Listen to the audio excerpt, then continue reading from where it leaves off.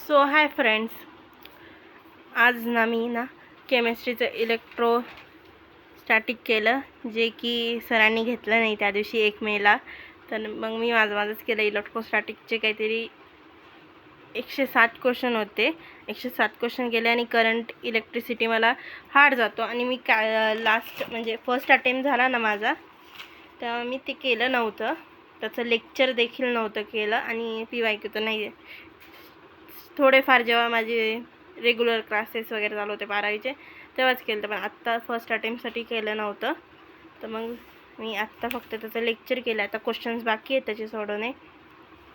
आज मी इलेक्ट्रोस्टॅटिक केला आणि ट्रिग्नोमेट्री हे बाकी होतं ते केलं आणि त्याचे पण थोडेफार क्वेश्चन केले. 50 क्वेश्चन्स केले.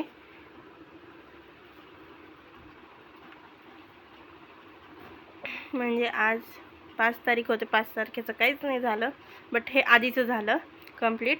आणि माझी तसे पण CETच्या सेकंड अटेम्प्टची डेट आली आहे. ती माझी 19 तारीख आली आणि 16 आणि 17ला हे खूप आधी सांगितलं होतं, पण आत्ता 16 आणि 17ला एक्झाम नाही आहे. 12 ते 21 झाली आहे, 16 आणि 17 नाही आहे. त्याच्यामुळे माझी 19 तारीख आहे, म्हणून मला खूप दिवस आहे. तर मग ते सगळं कवर होईल.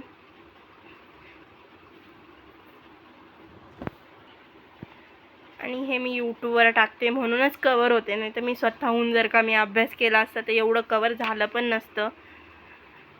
Thanks for watching.